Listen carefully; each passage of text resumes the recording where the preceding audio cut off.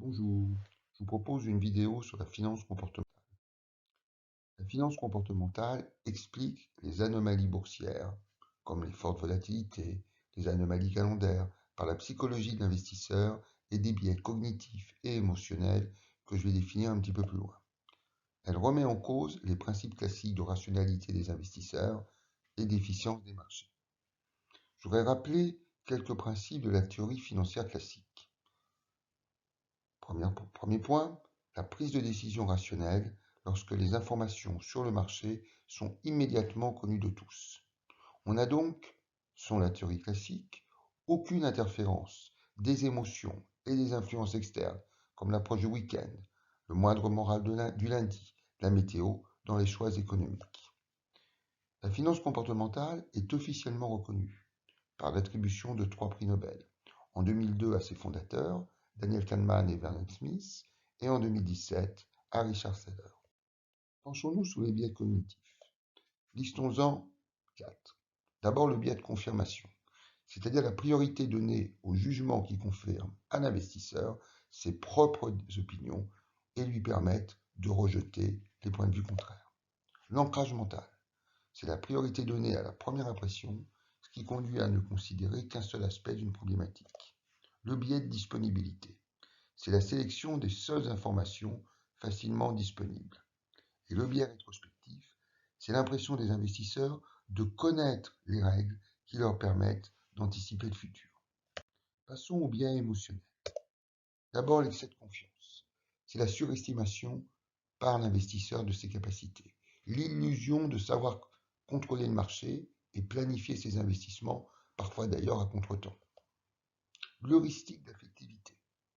C'est la prise de décision sur la base d'images mentales auxquelles sont associés des sentiments positifs ou négatifs.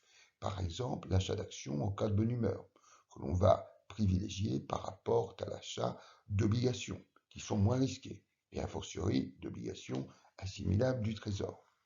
C'est aussi la préférence pour des titres de société high-tech, au regard du secteur du tabac. C'est également l'effet week-end. L'effet de disposition, que je pourrais résumer par l'arbitrage plus rapide des décisions gagnantes que perdantes, ce qui conduit à prendre de facto des décisions sous-optimales. Alors Daniel Kahneman et Amos Tversky estiment que la prise de décision des investisseurs est en particulier influencée par la richesse initiale et l'aversion au risque. Ainsi est-il plus douloureux de perdre 100 euros qu'il est agréable de gagner 100 euros.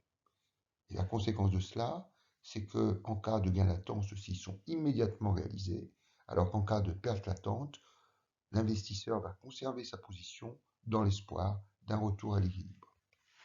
L'instinct grégaire, c'est-à-dire le mimétisme, l'instinct de troupeau, qui pousse les individus à être plus influencés par les émotions des autres que par les leurs.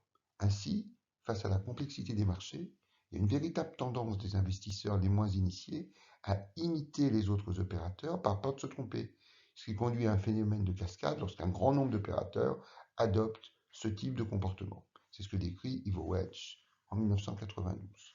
Enfin, le statu quo, c'est le conformisme de l'investisseur qui conserve les mêmes positions et qui du coup passe à côté d'opportunités.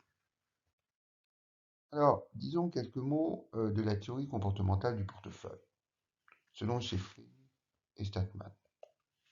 Alors, tout d'abord, ils considèrent que les choix d'investissement sont différents de ceux proposés par les modèles classiques, comme la théorie de l'utilité espérée ou le modèle moyenne variance de Markowitz.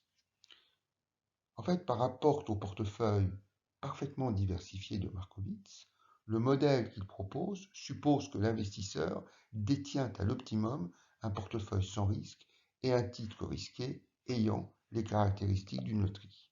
Eh bien, ce mode de gestion de portefeuille est validé par des comportements réellement observés. Alors, la théorie du chaos et la théorie fractale.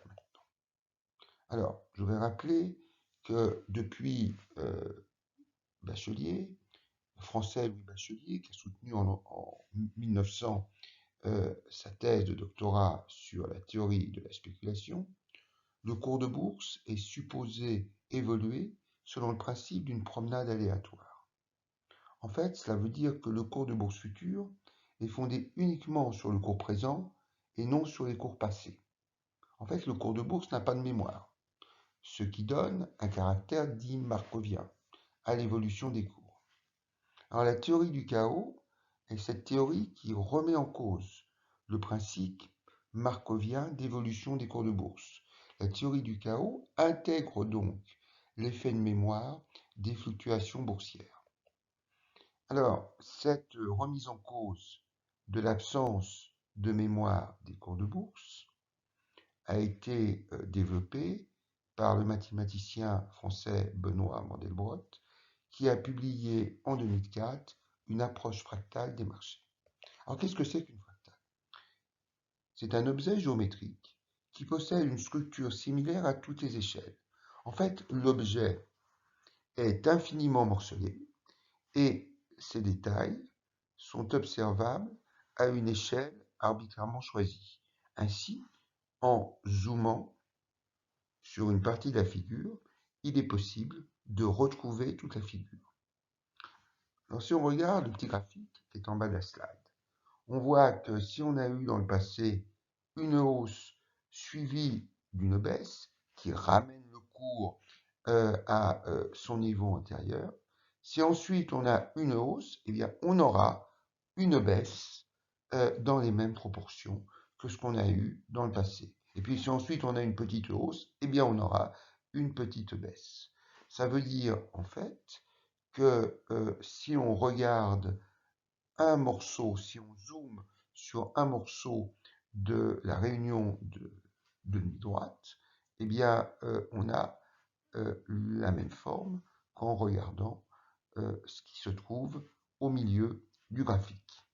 Donc ça veut dire que dans ce contexte, eh bien, l'évolution du cours de bourse rappelle le principe d'une fractale. Alors, les autres critiques de Mandelbrot. Tout d'abord, je voudrais rappeler que dans le modèle de Markowitz, il y a une totale absence d'hypothèse sur la distribution des cours de bourse. Mais l'hypothèse de normalité est retenue dans la plupart des modèles financiers. Par exemple, dans la formule de Black-Scholes, et c'est un point qui est critiqué par Mandelbrot, le logarithme du cours de bourse suit une loi normale. C'est-à-dire que le cours de bourse suit une loi normale. Le problème de cette hypothèse de normalité est qu'elle sous-estime des éléments